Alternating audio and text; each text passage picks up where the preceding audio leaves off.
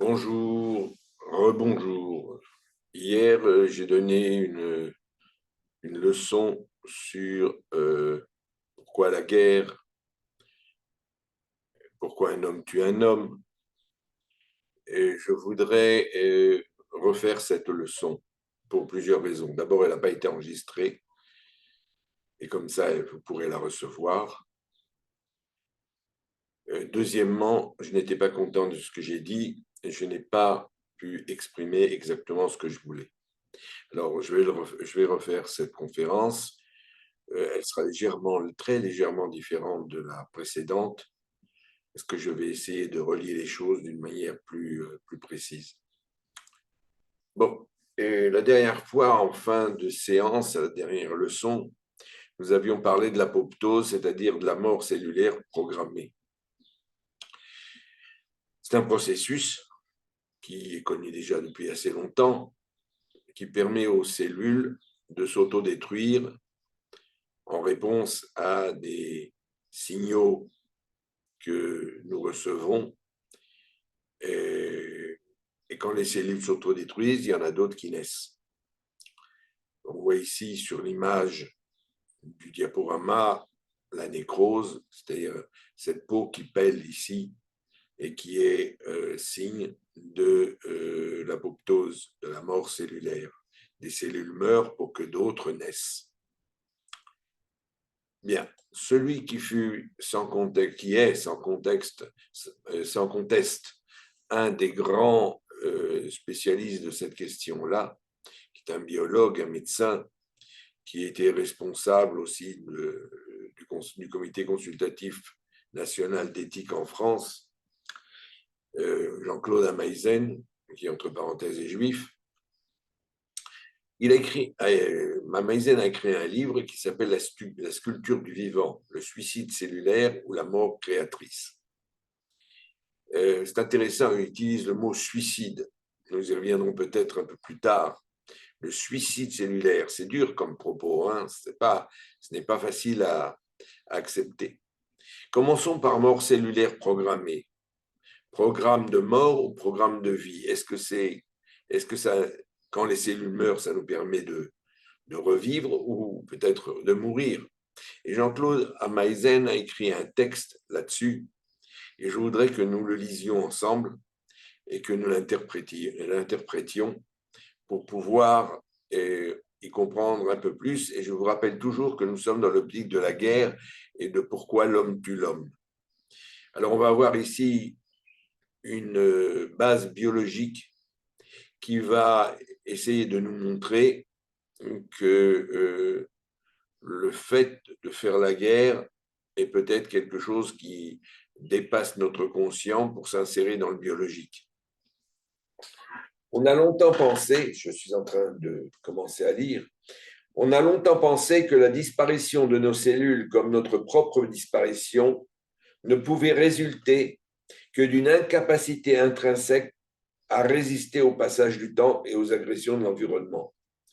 Dans le temps, on pensait que nos cellules vieillissaient, notre corps vieillissait, et que d'une certaine façon, il y avait un catalyseur de ce vieillissement qui était dû aux agressions de l'environnement. Ça pouvait être la guerre, ça pouvait être la famine, ça pouvait être la maladie, ça pouvait être beaucoup de choses.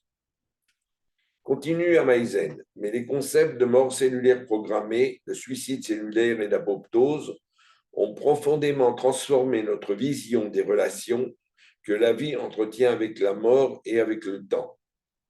Alors là, Ameisen va nous proposer trois mots, trois expressions pour parler de cette mort cellulaire. Il va parler de la mort cellulaire programmée, du suicide cellulaire et de l'apoptose. Et nous allons voir qu'il va faire une différence entre les trois. Et ces concepts ont profondément transformé notre vision des relations que la vie entretient avec la mort. Vous savez, l'idée de vie, de mort, sont des idées qui étaient enracinées dans l'homme depuis des siècles et des siècles, depuis des générations. Et aujourd'hui, il se passe des choses au niveau scientifique qui remettent en question les rapports de vie et de mort. Donc, si vous voulez, on est face à quelque chose de nouveau qu'on ne sait pas très bien appréhender. Et on pourrait même se référer, c'est à ça que je pensais maintenant, à la physique quantique, qui dit qu'on peut vivre à un endroit, être mort à un autre au même moment. J'ai du mal personnellement à comprendre ce que ça veut dire, mais nous abordons ici une nouvelle phase de compréhension du monde. On est encore dans les balbutiements, on est encore au début de cette recherche, bien qu'il y a déjà quelques années qu'on parle de mort cellulaire, mais enfin, on a un nouveau rapport avec la mort, avec le temps et même avec la vie à cause de cela. Toutes nos cellules possèdent à tout moment le pouvoir de déclencher leur autodestruction, leur mort prématurée. Alors voilà quelque chose d'extraordinaire, n'est-ce pas? Nous avons cette faculté en nous-mêmes qui déclenche une autodestruction, une mort prématurée des cellules. Meisen va les appeler les exécuteurs moléculaires. Les exécuteurs moléculaires impliqués dans l'autodestruction et les protecteurs, à l'inverse des exécuteurs qui protègent la cellule, et les protecteurs capables de les réprimer sont produits par nos cellules à partir d'informations contenues dans certains de nos gènes, constituant ainsi un programme génétique dont la seule raison d'être et la seule fonction semble être le contrôle du suicide cellulaire. C'est-à-dire qu'on aurait affaire ici à un phénomène génétique qui entraînerait ou la mort de la cellule ou la protection de la cellule. On est là face à quelque chose de très complexe et qui pose problème par rapport à la guerre, parce que si déjà on a cette possibilité d'autodestruction, peut-être il faut la rechercher dans la biologie et pas dans la philosophie ou dans la psychologie ou dans la sociologie ou ailleurs, ou dans quelque chose, dans une autre science ou une autre forme de pensée.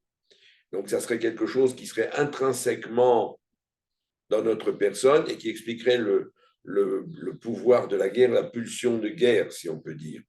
Guerre contre nous-mêmes, le suicide, l'autodestruction. Se suicider, c'est un terme très fort. Hein. Meisen utilise ici un terme très fort, très puissant. Le suicide cellulaire, comme si nos cellules voulaient mettre un terme à leur vie parce que c'est fini. Comme un individu met un terme à sa vie parce qu'il ne supporte plus sa vie. Bien entendu, c'est complètement différent, mais tout de même, il y a là quelque chose de très troublant. Est-ce que la guerre est un phénomène contrôlé ou il ne l'est pas? Puisque s'il est biologique, si la guerre est un phénomène biologique, c'est la biologie qui contrôle, ce n'est pas nous, ce n'est pas notre conscient. Je continue. Et la survie de chacune de nos cellules dépend jour après jour de sa capacité de percevoir des signaux émis par d'autres cellules qui seuls lui permettent de réprimer l'activité de ses exécuteurs. C'est-à-dire qu'il y a tout un langage à l'intérieur de nous-mêmes qui permet d'exécuter les cellules ou de les protéger. Ainsi, de manière contre-intuitive, un événement positif, la vie, semble procéder de la négation continuelle d'un événement négatif, l'autodestruction. Alors ça, c'est une idée fondamentale. L'autodestruction des cellules va permettre à d'autres cellules de se régénérer, d'apparaître, de naître, et de fonctionner et de permettre à notre corps de fonctionner. C'est absolument extraordinaire.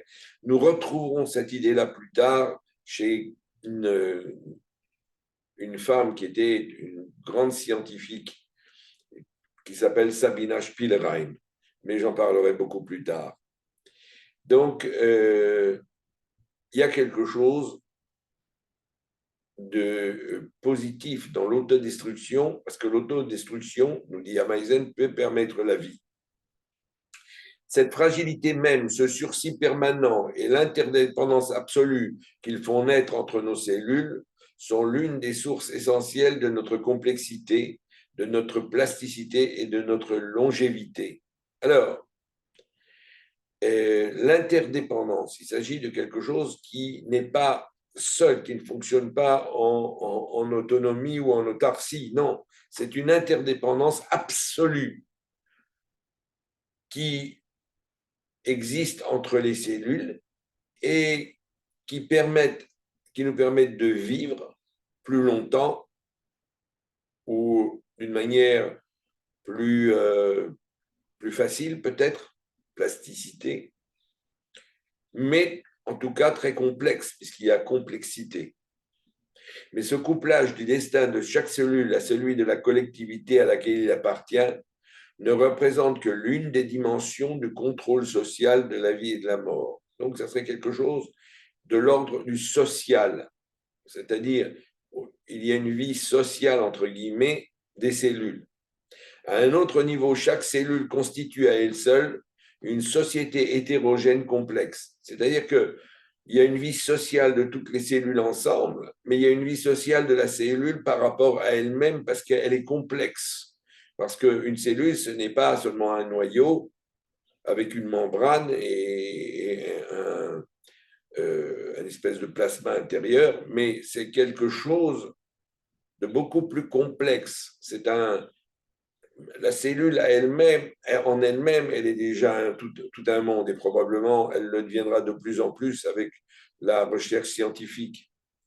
Et l'autodestruction peut naître de l'intérieur même de la cellule, de signaux traduisant une atteinte à son intégrité, provoquant ainsi l'élimination des cellules génétiquement altérées ou infectées. Donc, la cellule peut s'autodétruire même sans contact avec les cellules extérieures et tout simplement parce qu'elles sont altérées ou infectées. Et malheur à nous si nos cellules ne meurent pas, parce que si elles ne meurent pas, elles dégénèrent, elles sont altérées et elles peuvent devenir à ce moment-là des cancers ou bien d'autres choses. Et finalement, il restera, ça provoquera plus de dégâts que de bien-être et de bienfaits. Il n'est plus un domaine de la biologie et de la médecine qui ne soit aujourd'hui en cours de réinterprétation à partir de cette nouvelle grille de lecture, bouleversant nos conceptions sur la santé et les maladies et faisant de nouveaux espoirs thérapeutiques. Il y a donc un grand changement parce que la science voit cette mort cellulaire d'une toute autre façon que par le passé. Pourtant, et c'est là qu'il va nous expliquer un peu la différence entre mort cellulaire programmée et suicide cellulaire, et ensuite apoptose. Pourtant, les termes de mort cellulaire programmée et de suicide cellulaire, riches de résonances anthropomorphiques, c'est-à-dire qu'on utilise des termes qui sont humains, et on ne peut pas utiliser d'autres termes que des termes humains. Si vous voulez, pour vous donner un autre exemple de ça, on parle d'anthropomorphie dans la Bible. Quand Dieu parle, par exemple, c'est un terme anthropomorphique, Dieu ne parle pas, ou Dieu n'est pas en colère. C'est une façon de parler pour que nous puissions, nous, êtres humains, comprendre ce qui est dit. Alors, la mort cellulaire programmée et le suicide cellulaire sont riches de résonances anthropomorphiques. C'est-à-dire qu'on essaye de dire quelque chose qui est très difficilement exprimé par les mots. Alors, on utilise nos mots dans la mesure où nos mots nous permettent de dire des choses. Je tiens à vous dire d'ailleurs que nos mots, ils sont compliqués parce qu'ils nous limitent toujours. Les mots nous limitent toujours. Et quand on est limité, on a toujours une sensation de frustration, mais ça, c'est autre chose. Alors, la mort cellulaire, le suicide cellulaire sont riches de résonances anthropomorphiques, traduisent tout autant la fascination exercée par ces phénomènes que la difficulté à appréhender la nature. On ne comprend pas tellement de quoi il s'agit finalement. Il n'est pas possible de faire de la science sans utiliser un langage rempli de métaphores. Et là revient à Meisen sur ce qu'il disait en parlant d'anthropomorphie. C'est-à-dire, on est obligé d'utiliser d'autres termes pour pouvoir exprimer le concept de mort cellulaire ou de suicide cellulaire. Un langage empli de forme, a écrit Richard Levontin. Richard Levontin était un grand biologue, il est mort en 21, mais Levontin disait que notre langage, quand on parle souvent de ces choses-là, c'est un langage métaphorique, c'est-à-dire on ne sait pas le dire autrement que par des choses qui sont complètement extérieures à la chose elle-même. Mais, et nous dit Léventin, mais le prix à payer est une éternelle vigilance. C'est-à-dire qu'il faut faire très attention quand on utilise ces métaphores ou ces anthropomorphies, parce que finalement, ils trahissent l'idée de base et la biologie. La notion même de programme, qu'est-ce qu'un programme? Est étymologiquement préécrit, c'est-à-dire que quelque chose qu'on a préparé d'avance, est ambigu en biologie, parce qu'elle suggère une forme de déterminisme. Or, en biologie, il n'y a pas ce déterminisme. Et favorisant une confusion entre l'existence d'informations génétiques précises et les nombreuses manières différentes dont elles peuvent être utilisées. C'est-à-dire, on ne peut pas dire à la base, ah, il y a telle chose, il y a tel programme génétique qui est en place, donc il va se passer telle chose. Au contraire, Ameisen va nous dire ce qui est programmé n'est pas le destin individuel de chaque cellule, mais sa capacité de déclencher sa mort prématurée en fonction de ses interactions aléatoires avec son environnement et de son degré d'intégrité. C'est-à-dire qu'on a ici quelque chose de systémique. On a ici quelque chose qui englobe un tout, un complexe. Et finalement, si on pense une seconde à la guerre, et on doit toujours avoir en arrière-plan l'idée de guerre et pourquoi l'homme tue l'homme, alors on va se dire peut-être qu'on a une capacité de déclencher cette guerre ou la mort de l'autre comme notre cellule qui provoque sa propre mort ou la mort de l'autre, et on réagirait de la même façon. Mais tout ça est lié à une interaction, c'est-à-dire qu'on n'a pas ces idées de guerre, de tuer l'autre, sans une raison qui nous est personnelle ou qui est plus ou moins sociale de le faire. Le terme de suicide cellulaire est lui aussi ambigu. Il est non seulement ambigu, mais il est même problématique. Suicide, c'est un mot terrible. Se suicider, je me rappelle avoir fait il y a quelques années un cours sur le suicide. Et on avait fait venir à Calita quelqu'un qui avait perdu ses deux fils, qui s'était suicidé, si vous vous souvenez. Et on avait parlé de ce que cela pouvait signifier, de l'horreur qu'il y a dans ce propos de suicide. Le terme de suicide cellulaire est lui aussi ambigu, favorisant une confusion entre l'acte de se tuer et la décision de le faire, et empêchant de réaliser que la collectivité qui l'entoure interdit habituellement à une cellule qui déclenche son autodestruction tout changement de décision en intégrant rapidement cette cellule encore vivante.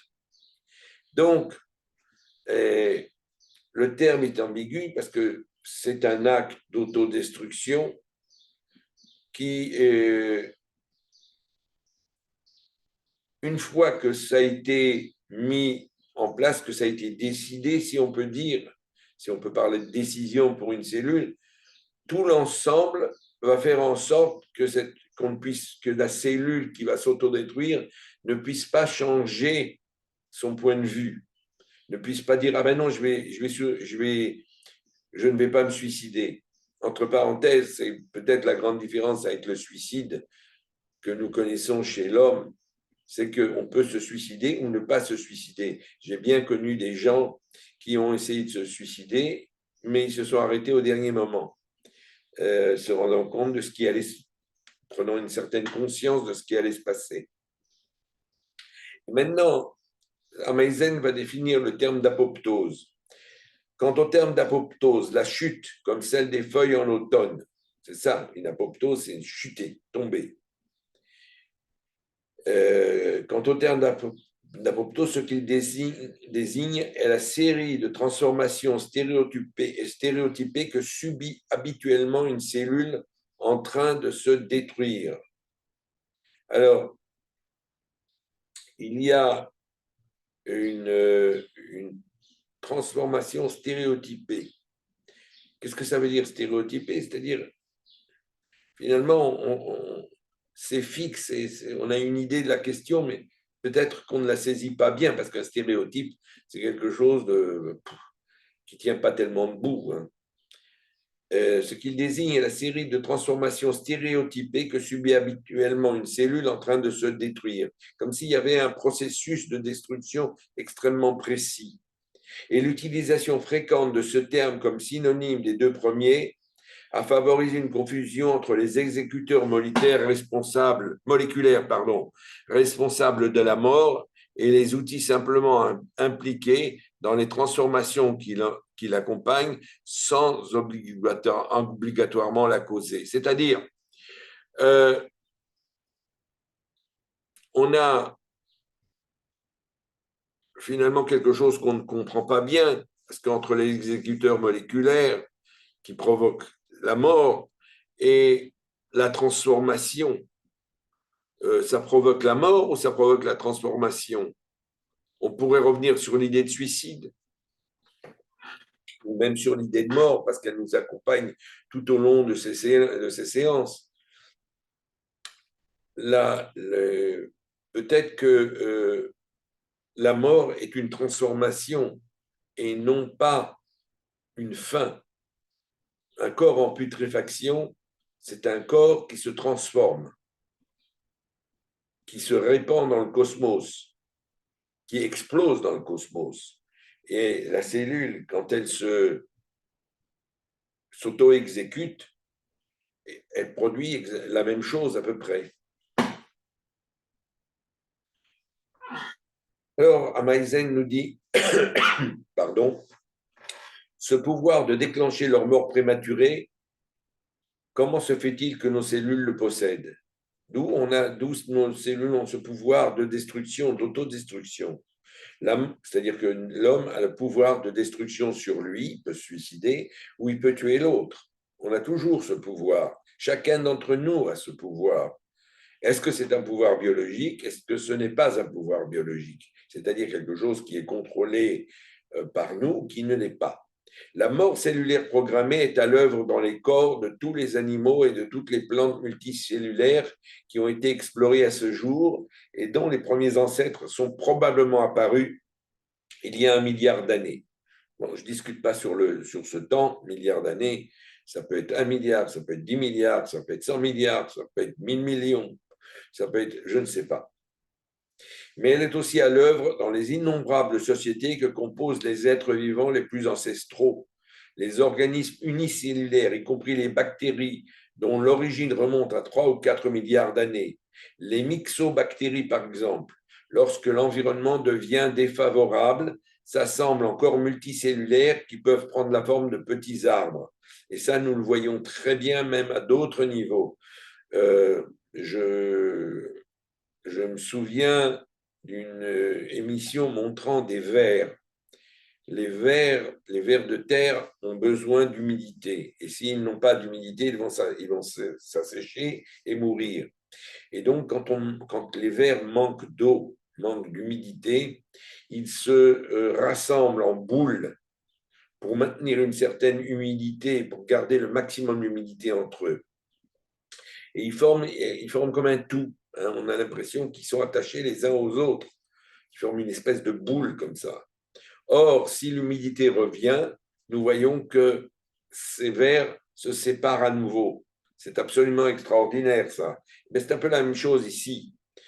Lorsque les myxobactéries, par exemple, lorsque l'environnement devient défavorable, ça semble encore multicellulaire qui peuvent prendre la forme de petits arbres. Au sommet, à l'abri, sont les cellules qui se sont différenciées en spores et donneront, quand l'environnement redeviendra favorable, naissance à une nouvelle colonie. Et ça, on le voit bien. On peut attendre des décennies, des siècles et des dizaines de siècles, et tout à coup voir les spores revenir à la vie. Hein. C'est pareil avec les virus. Les virus enfoncés dans la glace depuis des milliers d'années, des millions d'années peut-être, tout à coup, quand la glace se fond, se désagrège, ces virus remontent. Et c'est d'ailleurs une des grandes peurs des scientifiques aujourd'hui, qu'avec le réchauffement climatique, enfin ce qu'on appelle le réchauffement climatique, des organismes, aussi bien microbes que virus, ressurgissent après avoir, on pourrait dire, dormi ou hiberné pendant des siècles et des siècles. Donc, c'est un peu, on est dans cette optique. Alors, au sommet, à l'abri sont les cellules qui se sont différenciées en spores et donneront, quant à l'environnement, et donneront, quand l'environnement redeviendra favorable, naissance à une nouvelle colonie. Il y a donc cette possibilité de renaître sans mourir. Le tronc de l'arbre et ses branches, en revanche, sont constitués de cellules mortes. C'est-à-dire qu'on a des cellules qui sont mortes, qui se sont détruites. Ainsi, la mort prématurée d'une partie de leurs membres permet à ces colonies de bactéries de voyager à travers le temps en échappant à une destruction totale. Si le pouvoir de s'autodétruire semble profondément ancré dans le vivant, comment a-t-il pu initialement émerger? Il y a la possibilité de s'autodétruire, mais comment on vient au monde finalement? Comment cette cellule apparaît? Il est possible qu'il soit une conséquence originelle et inéluctable du pouvoir d'auto-organisation qui caractérise la vie. Oui, la vie est toujours auto-organisée. Et finalement, on a toujours quand on est vivant, toujours ce besoin de s'organiser. C'est une lutte contre la loi de la jungle pour la survie, tout ça, tout simplement. Vivre, c'est utiliser en permanence des outils moléculaires qui risquent à tout moment de provoquer la mort. C'est-à-dire qu'à chaque instant, on est en danger. On ne s'en rend pas compte. Mais chaque instant, notre corps peut s'arrêter parce que les cellules arrêtent de fonctionner.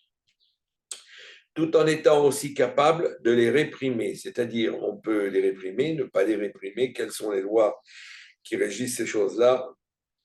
Je suis bien trop, ignorant pour vous le dire. Les outils qui participent à la vie possèdent peut-être depuis l'origine le pouvoir de provoquer la mort prématurée. C'est-à-dire que ça serait très ancien, n'est-ce pas? Et les ancêtres des exécuteurs et des protecteurs de nos cellules seraient tout simplement les innombrables outils impliqués dans le métabolisme, la différenciation et la division cellulaire. Donc, c'est built-in, quoi, c'est construit à l'intérieur. Cette hypothèse est confortée par des données récentes.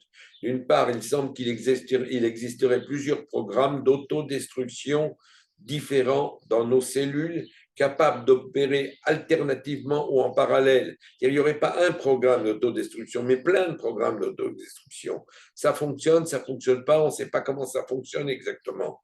D'autre part, les exécuteurs qui causent le suicide semblent tous avoir un double visage, jouant ainsi un rôle crucial dans des activités indispensables à la vie de nos cellules. Ainsi, de manière apparemment paradoxale, après plus de 20 ans de quête d'un programme génétique dont la seule fonction serait la mort, il se pourrait que la notion même d'un tel programme de mort corresponde à une illusion. Finalement, ce n'est pas fait pour mourir, c'est fait pour autre chose. Et l'autodestruction ne serait que l'une des multiples potentialités que nos cellules peuvent réaliser à partir du répertoire d'informations génétiques qui constitue leur programme de vie. C'est peut-être quelque chose de tout à fait différent. C'est peut-être pas de la mort de ces cellules dont il est question, mais de la vie du vivant. Ces notions ne sont pas que d'ordre théorique. Elles sont aussi des implications physiopathologiques et thérapeutiques. Si nous voulons un jour être capables de maîtriser la reconstruction et la régénération de nos corps, il nous faudra sans doute comprendre la nature des relations ancestrales qu'entretiennent les mécanismes moléculaires impliqués dans la différenciation, l'autodestruction, le renouvellement et le vieillissement. nous avons un grand problème avec ce vieillissement. La plupart des gens, quand ils vieillissent, sont très troublés par ce qui se passe, parce que leur corps les trahit, etc. Et beaucoup de gens font tout ce qu'ils peuvent pour empêcher ce vieillissement, à commencer par la chirurgie esthétique, où on voudrait cacher, mais c'est une illusion, on voudrait cacher le vieillissement, ou en prenant des médicaments, des fortifiants, des trucs. On essaye par tous les moyens de ne pas vieillir, de rester comme on était, c'est-à-dire de fixer le temps, si c'est possible. Mais en réalité, c'est ce vieillissement qui nous permet, et cette mort qui va l'accompagner, et ce qui nous permet d'apprécier la vie. Si nous étions éternels, et je citerai le film de Zardoz, un film que je n'ai pas trouvé grandiose à l'époque, mais qui était tout de même intéressant parce qu'il parlait de deux sociétés, une société de barbares, une société d'hommes qui vivaient la vie normale de l'homme, c'est-à-dire 20, 60 ans, 70 ans, j'en sais rien, et puis des immortels, ou comme quelqu'un l'a dit, des amortels, et qui finalement vont vouloir devenir mortels, parce que ils n'apprécient plus la vie. Il faut apprécier la vie. Et pour apprécier la vie, il faut que la vie se détruise, s'autodétruise et que nous mourions. Telle sera peut-être l'une des grandes aventures de la biologie et de la médecine de ce siècle. Alors vous voyez, c'est peut-être ce qui va se passer au niveau scientifique dans les prochaines années, je n'en sais rien. Ce qui est sûr, c'est que si la violence, elle est biologique, si l'autodestruction, le besoin de détruire est biologique, alors les animaux répondent aussi à cela. Il l'a dit d'ailleurs, les plantes, les animaux, tout le monde. Mais ça ne se limite pas à ça. Parce que si les chimpanzés peuvent être extrêmement violents, comme on le voit sur la photo là, on voit aussi que des animaux différents ont la capacité de porter la mort encore beaucoup plus loin. Et ça ressemble déjà à l'homme. Parce qu'on prétend toujours que l'homme est différent de l'animal dans sa volonté de tuer, qu'il y a quelque chose d'autre que chez l'animal. Or, on voit chez le dauphin quelque chose de similaire. Et on nous dit comme ça.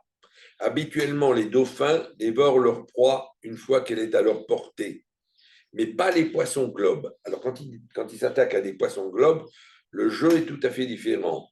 Le poisson globe a une double fonction pour les dauphins. Le dauphin joue au volleyball avec lui et les dauphins s'en servent comme d'un joint qu'on fait tourner.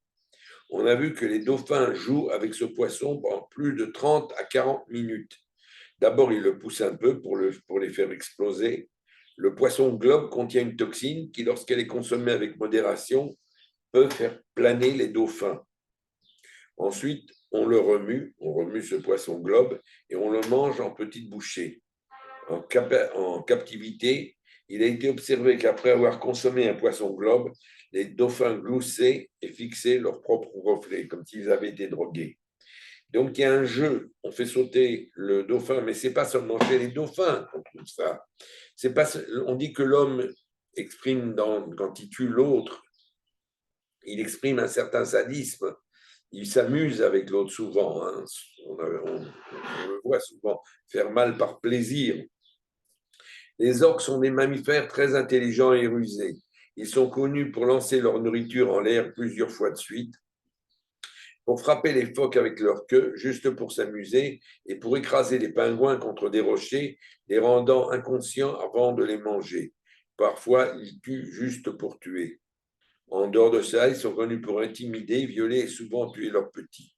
C'est-à-dire que nous avons ici des animaux qui utilisent des techniques, on le verra encore de nombreuses fois, des animaux qui utilisent des techniques pour pouvoir consommer un animal, mais peut-être aussi pour jouer avec lui, pour jouer, l'attraper, le faire sauter dans l'eau, etc. En lui faisant mal, bien entendu. Est-ce qu'on est dans l'instinctif? Est-ce qu'on est dans l'acquis? C'est un gros problème. Il y en a qui diront que c'est de l'acquis, il y en a qui diront que c'est instinctif. Difficile à déterminer exactement. Est-ce que si nous tuons un être, ça fait partie de notre instinct ou de notre acquis? Ça, c'est une grave question aussi. Les hommes sont très violents, ils aiment la violence. On voit un match de boxe, les gens vont au match de boxe, au catch, etc. Et ils vont dire, vous allez entendre des gens dans la salle hurler tue-le, mords-le, hein, des phrases de ce goût-là. Et il y a une recherche souvent de violence. Nous aimons souvent les films violents. Et les films que nous projetons aujourd'hui sont de plus en plus violents. Remarquez que les films ont beaucoup changé. Dans le temps, on ne montrait pas au cinéma la violence. On l'a suggérée. Aujourd'hui, on nous la montre. On a un rapport beaucoup plus proche à la violence que nos ancêtres. La violence existait, hein, elle a toujours existé, mais on la voyait moins. C'est vrai que on allait assister au spectacle de la guillotine, des exécutions publiques, etc. Mais c'était tout de même différent, parce qu'il y avait moins de gens qui avaient accès à ces spectacles de violence. Aujourd'hui, les spectacles de violence sont partout, à la télévision, au cinéma, dans le sport. Donc, l'homme est violent. Alors certains vous diront, oui, mais la femme ne l'est pas, ou elle l'est moins. Non, la femme l'est tout autant que l'homme, elle l'est peut-être différemment. Mais la violence est aussi chez les femmes. La violence est quelque chose qui est chez l'être humain. Et alors, ce qui est intéressant toujours dans cette perspective de biologie, de quelque chose qui est à l'intérieur de nous, l'homme qui a besoin de tuer pour se nourrir, on tue pour se nourrir. Il n'y a pas moyen de ne pas tuer pour se nourrir. On ne tue pas que des animaux, on tue aussi des plantes. C'est-à-dire que le fait de tuer, de détruire, de provoquer la destruction est nécessaire à notre survie en tant qu'être humain. D'ailleurs, tout va détruire tout. Nous aussi, nous sommes un facteur intéressant pour la Terre, par exemple. Quand nous mourrons, eh bien, nous nourrissons la Terre. Notre corps nourrit la Terre. Et grâce à notre corps, des plantes vont pousser, etc. Donc, il y a tout mange tout. Et je crois que dans tout le cosmos, c'est comme ça. Tout mange tout. Mais regardons encore un peu plus loin. Nous sommes capables de tuer un moustique, une mouche, un cafard, et très souvent, c'est quelque chose qui passe à l'as. On ne fait pas tellement attention. Vous avez un moustique, là, il vous embête. Vous allez l'écraser sur le mur. Et vous ne vous poserez pas de problème, de dilemme, d'éthique, de morale. Est-ce que j'ai bien fait de le tuer? Est-ce que je n'ai pas bien fait de le tuer? C'est très rare quand on le fait. Ça arrive, ça peut arriver. Mais d'une manière générale, tuer un moustique, tuer quelque chose qui peut créer des dommages, qui est une sorte de prédateur pour nous, ça n'a aucune interférence sur notre vie. Nous en serons contents, au contraire. Nous n'allons pas nous poser de questions.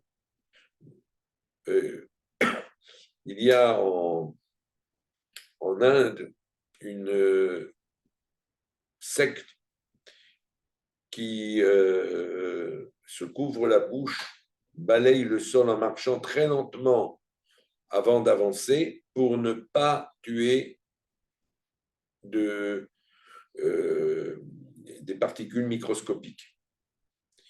Pour éviter, ils ont bien besoin de se nourrir, donc ils doivent tuer tout de même. Mais ils évitent au maximum de tuer. C'est très rare. Dans la société humaine, quand quelque chose nous gêne, on va le tuer. Donc c'est quelque chose où là, il n'y aura absolument aucun problème de conscience. La plupart du temps, c'est normal. Donc, on pourrait presque dire que là, il y a quelque chose de biologique, puisque c'est normal de tuer le prédateur qui est à côté de nous. On ne va pas lui dire, prédateur, vas-y, mange-nous, dévore-nous. Non, on va tout de suite réagir à ce prédateur. Ça, c'est quelque chose d'important. Je voudrais, dans cette suite de biologique, apporter les paroles de Momigliano. C'était un grand historien spécialiste de la Grèce antique, de l'époque hellénistique, et il dit quelque chose sur les Grecs qui est très intéressant et qui va justement dans cet ordre de la nature, du naturel. La raison, je crois, est que les Grecs en vinrent à accepter la guerre comme un fait naturel. C'est-à-dire qu'on se réfère là finalement d'une autre façon à la biologie, au même titre que la naissance et la mort, auxquelles on ne pouvait rien. Ils s'intéressent aux causes de la guerre, non aux causes de la guerre en tant que telle. Ils s'intéressent aux causes des guerres et non aux causes de la guerre en tant que telle. C'est-à-dire, aux causes des guerres, c'est la géopolitique. Mais les causes de la guerre, de pourquoi il y a la guerre, de l'essence même de la guerre, de tuer l'autre, ça n'intéresse personne. Et je vous rappelle que les Grecs ont mis au point un des premiers livres que la Grèce nous ait donné, c'est l'Iliade et l'Odyssée, c'est la guerre. Ce sont des récits de guerre. Ça commence par la guerre de Troie. C'est tout de même assez intéressant. Et on retrouve ça dans beaucoup de traditions. On retrouve ça dans la Bhagavad Gita, on retrouve ça dans la Bible, bien entendu. Donc, dans des livres comme ça de base qui sont très anciens, on voit que la guerre est quelque chose qui est présent. Et on pourrait dire, comme Mimigliano, on va voir qu'il va être critiqué pour cette proposition, que la guerre est un phénomène naturel. Dans la vie ordinaire, vous pourriez différer une guerre, mais vous ne pouviez éviter la guerre. On peut la différer, mais pas la supprimer. Au contraire, les constitutions étaient l'œuvre des hommes et pouvaient être modifiées par eux. L'étude des changements constitutionnels était considérée comme utile et fut développée en conséquence. C'est-à-dire que l'homme met en place des systèmes politiques pour éviter de tuer, mais c'est toujours limité. Alors, si on ne tue pas dans cette société-là, dans ce corps cellulaire, si on pourrait dire, parce que une société, c'est des cellules, des hommes qui se mettent ensemble, c'est un peu comme des cellules qui se mettent ensemble, et entre eux, ils ne vont pas se tuer, mais ils tueront l'autre. Ils tueront l'autre corps cellulaire qui habite à côté. Sparte frappera Athènes, Athènes frappera Sparte, etc.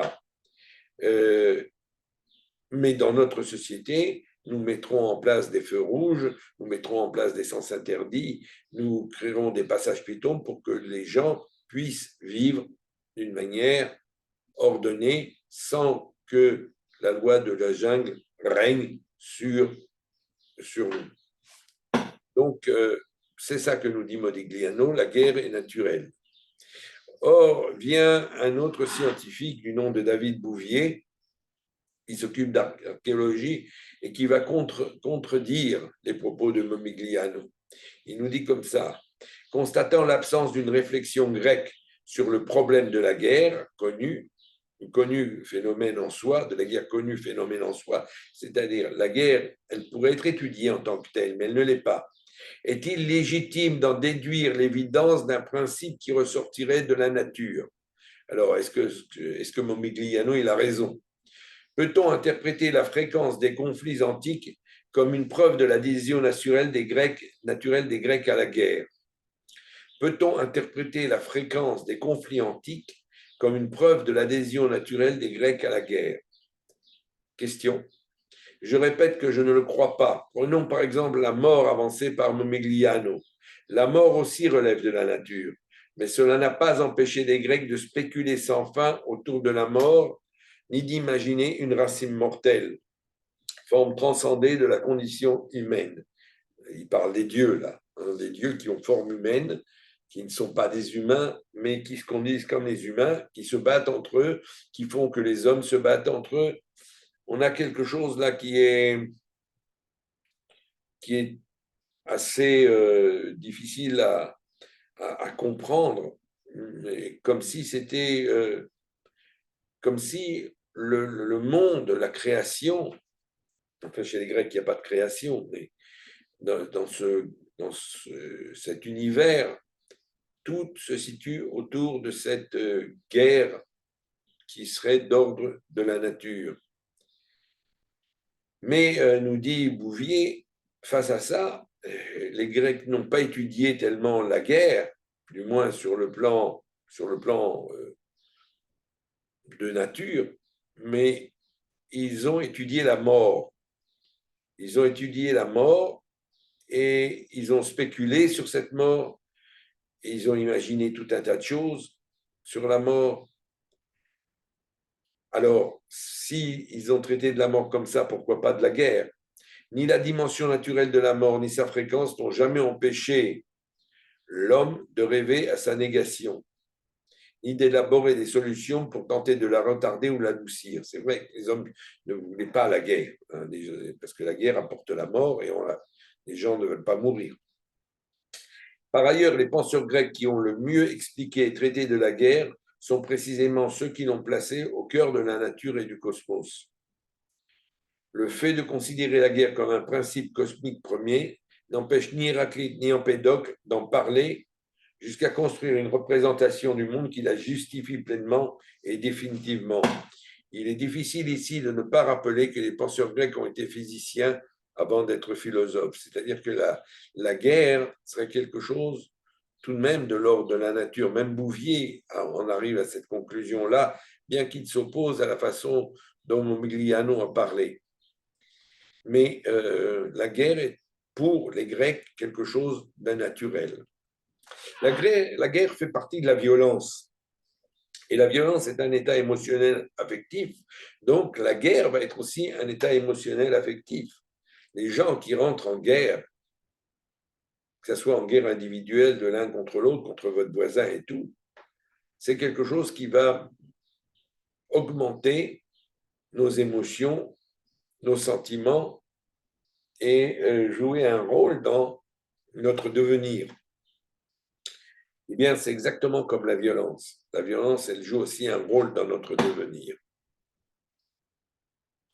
Alors, il y a deux formes d'émotions dont on va parler. Il y a l'émotion nationale, l'émotion du groupe, l'émotion du clan, de la tribu. Mais tout dépend, à mon avis, de l'émotion individuelle. C'est-à-dire que si l'homme n'est pas motivé, il ne fera pas la guerre.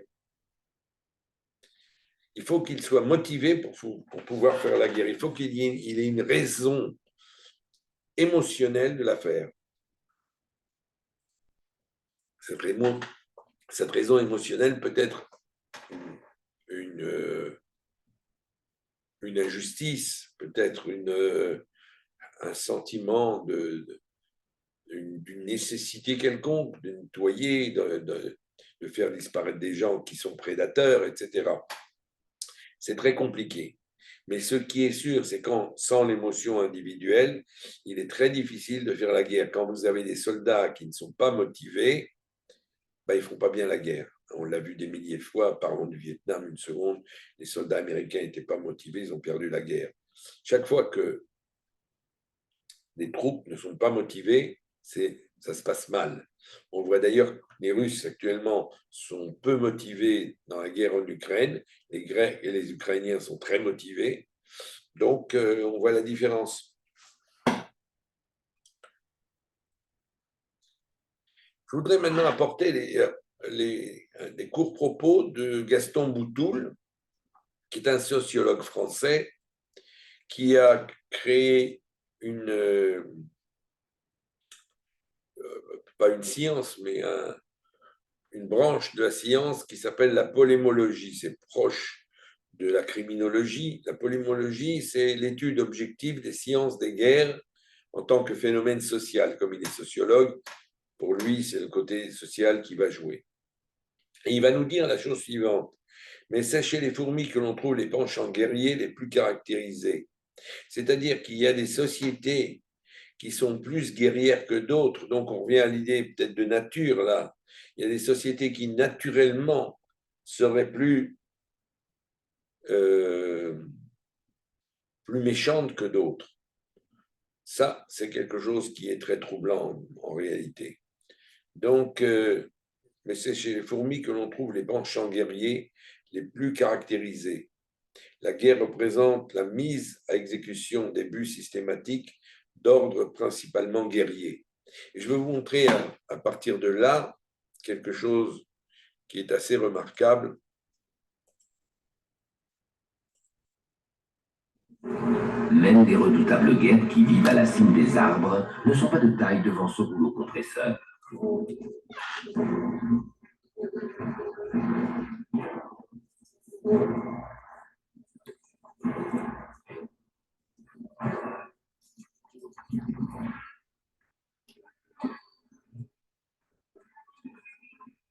Et elles assistent impuissantes au kidnapping de leurs propres larves dans les alvéoles du nid.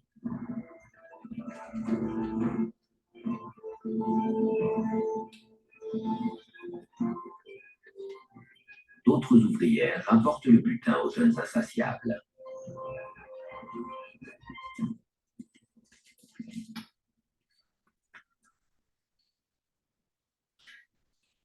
Des générations de fourmis se succéderont.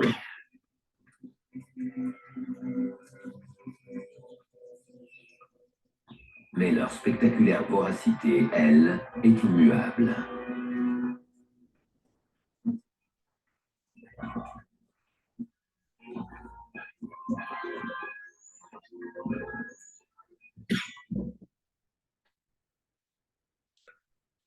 Donc, la fourmi est un animal extrêmement organisé, où il y a des fourmis nourricières, des fourmis travailleuses, des ouvrières et des fourmis guerrières. Et tout cet ensemble fonctionne très bien. Et nous verrons d'ailleurs que ce n'est pas seulement chez les fourmis qu'il y a cela, mais c'est quelque chose d'absolument extraordinaire chez les fourmis. En Amérique du Sud, il y a un phénomène qui s'appelle la marabunta, où des millions de fourmis avancent en même temps sur des kilomètres et des kilomètres de large et de long, et tout ce qu'il y a sur leur passage disparaît. Elles mangent tout. Mais ce sont des mouvements extrêmement élaborés. Donc, on pourrait presque dire, à la suite de ça, que la biologie de la guerre est peut-être à la base de pourquoi l'homme tue l'homme. Puisque même chez les animaux, nous avons ces sociétés élaborées qui avancent, qui détruisent tout. C'est là notre sujet. La prochaine fois, nous aborderons probablement Einstein. Il y aura d'abord d'autres scientifiques auparavant dont nous parlerons. Et Einstein qui pose la question à Freud, pourquoi il y a la guerre? Pourquoi? D'où ça vient? Qu'est-ce que c'est? Comment la comprendre? Alors voilà, c'est ce que je voulais vous montrer aujourd'hui. Je vous remercie de m'écouter. Si vous avez des remarques à me faire, n'hésitez pas à le faire. Vous pouvez m'envoyer des messages. Et essayez de m'envoyer des messages personnels et pas sur le groupe WhatsApp, mais à mon WhatsApp personnel ou sur mon mail personnel, et que je puisse vous répondre s'il y a besoin. Je vous souhaite en tout cas une bonne journée, une bonne continuation. À bientôt. Merci beaucoup d'avoir participé à cela.